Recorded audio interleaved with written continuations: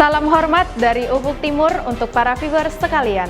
Parimanta News dalam sepekan minggu ketiga bulan September tahun 2022 bersama saya Serda Keu Umul, berikut liputannya. Komandan Pangkalan Utama TNI Angkatan Laut 14 Sorong, Laksamana Pertama TNI Imam Musani, didampingi Ketua Koordinator Cabang 14 Daerah Jala Senastri Armada 3, Nyonya Anik Imam Musani, beserta prajurit menghadiri upacara Hari Jadi TNI Angkatan Laut ke-77 tahun 2022 yang dipimpin oleh Kepala Staf Koarmada 3 Laksamana Pertama TNI Yaskiel Katian Dago di Dermaga Koarmada 3 Jalan Yosudarso Katapop, Distrik Salawati, Kabupaten Sorong, Papua Barat. Kepala Staf Angkatan Laut Laksamana TNI Yudo Margono dalam amanatnya yang dibacakan Kepala Staf Koarmada 3 mengatakan sejarah pengabdian TNI Angkatan Laut pada Negara Kesatuan Republik Indonesia telah terukir dengan tinta emas sejak lahirnya bangsa ini 77 tahun silam. Selama itu pula, TNI Angkatan Laut selalu hadir dalam upaya menjaga kedaulatan dan mempertahankan keutuhan bangsa dan negara sebagai jaminan keselamatan dan kelangsungan hidup bangsa Indonesia. Pendaratan pasukan M di Selat Bali, Pertempuran Laut Aru, dan Pertempuran Laut Cirebon adalah sebagai fakta sejarah pengabdian TNI Angkatan Laut pada negara yang kita cintai ini. Selesai upacara, dilanjutkan dengan demo dari siswa TNI Angkatan Laut Satdik 3 Kodik Latal Sorong dan syukuran pemotongan tumpeng bertempat di Gedung Serbaguna Mas Pardi, Mako Koarmada 3. Komandan Pangkalan Utama Angkatan Laut 14 Sorong, Laksamana Pertama TNI Imam Musani, memimpin langsung upacara serah terima jabatan Kepala Dinas Kesehatan Lantamal 14 Sorong bertempat di lobi Mako Lantamal 14 Selasa 13 September tahun 2022. Jabatan Kadiskes Lantamal 14 diserah terimakan dari Letkol Laut Kesehatan Made Supriyana kepada Letkol Laut Kesehatan Wiranto. Sebelum menjabat Kadiskes Lantamal 14, Letkol Laut Kesehatan Wiranto menjabat Pabandia Kurdik Ban 3, Kurdik Dipdik Kodik Latal. Dan Letkol Laut Kesehatan Made Supriyana selanjutnya akan menempati jabatan baru sebagai Pabandia Kurdik Ban 3, Kurdik Dipdik Kodik Latal.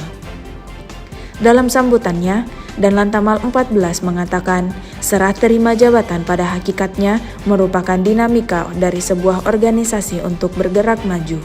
Diharapkan akan tumbuh semangat baru di lingkungan Diskes Lantamal 14 pada khususnya dan organisasi Lantamal 14 pada umumnya. Karena Lantamal 14 merupakan unsur-unsur operasional TNI Angkatan Laut, untuk itu dengan berbekal moral, profesionalitas, dan keberanian kita terus berupaya melakukan berbagai perubahan positif secara terarah dan terukur, jelas, tegas, dan bertanggung jawab. Komandan Lantamal 14 Sorong, Laksamana Pertama TNI Imam Musani SEMSI MTR Opsla, didampingi Wadan Lantamal 14, Kolonel Marinir Muhammad Reza Suud SEMM, menerima kunjungan kerja tim Litbang Kemhan RI bertempat di Ruang Hening Mako Lantamal 14. Tim Litbang Kemhan RI melaksanakan kunjungan kerja dipimpin langsung Kapus Litbang Strahan Balitbang Kemhan RI, Brigjen TNI Yan Namora beserta rombongan. Di mana dalam kunjungan yang singkat tersebut, Dan Lantamal 14 mengucapkan terima kasih dan selamat datang kepada tim Litbang Kemhan RI yang telah meluangkan waktunya untuk berkunjung dan silaturahmi di Mako Lantamal 14. Di akhir kunjungan tersebut, Kapus Litbang Strahan Balitbang Kemhan RI memberikan cenderamata kepada Komandan Lantamal 14. Komandan Lantamal 14, Laksamana Pertama TNI Imam Musani, diwakili Kolonel Marinir Muhammad Reza Suud, didampingi Asintel dan Asrena dan Lantamal 14, menghadiri kegiatan fokus group discussion Litbang Evaluasi Kebijakan Pertahanan Negara tahun 2022 yang diselenggarakan oleh tim Litbang Kemhan RI bertempat Hotel Belagri, Kota Sorong. Acara diawali dengan pembukaan oleh Kapus Litbang Strahan Balitbang Kemhan RI, Brigjen TNI Yan Namora, dilanjutkan paparan oleh tim Litbang Kemhan RI materi tentang sarana pengumpulan data melalui studi interaksi dengan sekelompok orang yang memiliki pemahaman atau keahlian. Pada kesempatan itu, Wadan Lantamal 14 juga memaparkan materi tentang dampak kebijakan pertahanan negara terhadap kualitas layanan di bidang pertahanan di wilayah kerja Lantamal 14, kemudian dilanjutkan diskusi dan tanya jawab. Bertempat di lapangan apel kantor Wali Kota, Jalan Burung Kurana, Kelurahan Remu Utara, Distrik Sorong, Kota Sorong, Provinsi Papua Barat, prajurit Pangkalan Utama TNI Angkatan Laut 14 telah melaksanakan apel bersama TNI Polri beserta ASN Wali Kota Sorong dalam rangka apel Satgas Banjir dan kegiatan pembersihan sesuai sektor. Sesuai arahan Gubernur Provinsi Papua Barat tanggal 29 Agustus 2022 dalam rapat koordinasi penanggulangan bencana, bahwa dalam penanganan bencana banjir dan tanah longsor harus juga melibatkan TNI Polri bersama pemerintah. Pada saat ini kita masuk dalam tahap pemulihan dengan kegiatan berupa rehabilitasi dan rekonstruksi. Kegiatan pembersihan material bencana banjir dan longsor adalah salah satu kegiatan yang dilakukan dalam tahap pemulihan akibat bencana, dan kegiatan ini harus dilakukan bersama antara pemerintah, TNI Polri, dan masyarakat. Bertempat di Bandara Sultan Babullah Ternate, telah tiba Komandan Lantamal 14 Sorong, Laksamana Pertama TNI Imam Musani SE MSI MTR Opsla, dalam rangka survei sel Tidore tahun 2022.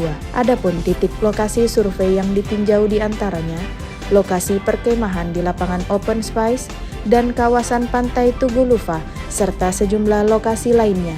Pada kunjungan kerja tersebut, Komandan Lantamal 14 didampingi Aspot Mardan Lantamal 14 serta Asops dan Lantamal 14 berkoordinasi dengan OPD terkait guna untuk membicarakan hal-hal teknis penyediaan infrastruktur persiapan sel Tidore yang difasilitasi oleh pemerintah Kota Tidore Kepulauan, yaitu untuk memastikan pemenuhan kriteria persiapan sebagai acuan dan langkah tindak lanjut.